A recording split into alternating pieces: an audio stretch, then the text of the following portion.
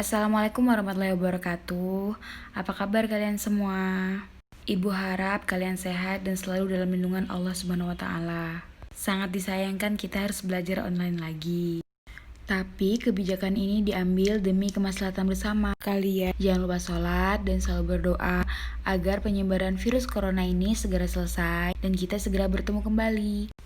Amin, amin ya robbal alamin. Sebelum memulai pembelajaran hari ini, marilah kita berdoa terlebih dahulu.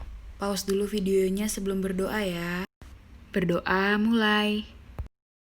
Berdoa selesai.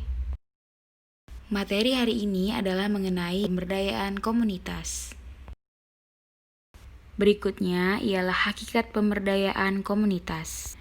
Pemberdayaan dapat diartikan sebagai suatu proses menuju berdaya atau proses untuk memperoleh daya atau kemampuan dan kekuatan. Pemberdayaan dalam hal ini juga bermaksud untuk mengumpulkan semangat bagi orang-orang yang tadinya merasa tidak memiliki bakat atau kemampuan apapun. Kemudian, arti singkat dari komunitas adalah sekelompok masyarakat yang terlihat dalam suatu identitas yang sama. Jadi, pemberdayaan komunitas dapat diartikan sebagai proses memberikan daya agar sekelompok manusia yang hidup di suatu tempat memiliki kemampuan yang dapat dijual. Kemudian, ada prinsip-prinsip pemberdayaan komunitas. Ketika suatu pemberdayaan komunitas dilaksanakan, masyarakat mendapatkan keahlian dalam berbagai bidang. Hal ini penting agar tercipta upaya kemandirian sosial maupun kemandirian ekonomi. Proses memberdayakan seseorang atau kelompok dilakukan agar seseorang atau kelompok tersebut lebih produktif dan menghasilkan, sehingga mereka dapat mandiri dan berdiri sendiri. Kemudian ada tahap-tahap pemberdayaan komunitas. Yang pertama, tahap penyadaran dan perilaku menuju kesadaran dan kepedulian.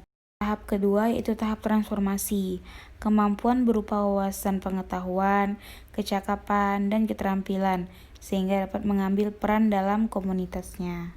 Tahap terakhir yaitu peningkatan kemampuan intelektual, kecakapan keterampilan, sehingga akan terbentuk inisiatif dan kemampuan yang inovatif untuk mengantarkan pada kemandirian. Faktor-faktor yang mempengaruhi pemberdayaan komunitas. Yang pertama, kesediaan suatu komunitas untuk menerima pemberdayaan bergantung pada situasi yang dihadapi. Jadi, untuk melakukan sebuah perencanaan pemberdayaan, pelaksana harus memperhatikan apa yang dibutuhkan masyarakat suatu daerah. Misalnya, daerah yang banyak perempuan dan ibu-ibu diberdayakan untuk merangkai bunga.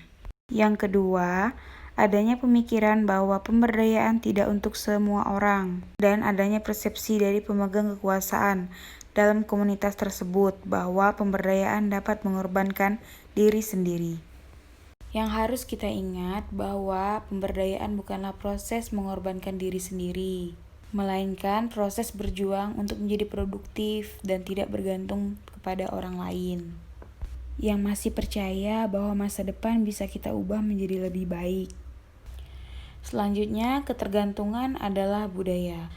Dengan keadaan masyarakat yang sudah terbiasa dengan hierarki, birokrasi, dan kontrol manajemen yang tegas, sehingga membuat mereka terpola dalam berpikir dan berbuat dalam suatu rutinitas. Sehingga masyarakat terbiasa bekerja dengan perusahaan dan enggan menggali apa yang ada dalam dirinya sendiri untuk diberdayakan. Faktor berikutnya adalah dorongan dari pemimpin setiap komunitas untuk tidak mau melepaskan kekuasaannya, karena inti dari pemberdayaan adalah berupa pelepasan sebagian wewenang untuk diserahkan kepada masyarakat. Dari sini dapat kita lihat bahwa kebijakan pemimpin sangat berpengaruh terhadap perkembangan anggotanya.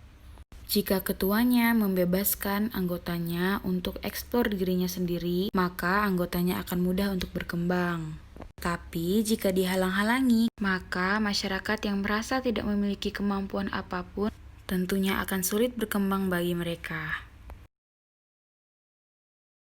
Sekian pembelajaran hari ini. Jika ada yang belum jelas, kalian boleh bertanya di jam operasional sekolah kepada ibu lewat WhatsApp ataupun lewat classroomnya. Terima kasih. Wabillahi taufik wal hidayah. Wassalamualaikum warahmatullahi wabarakatuh.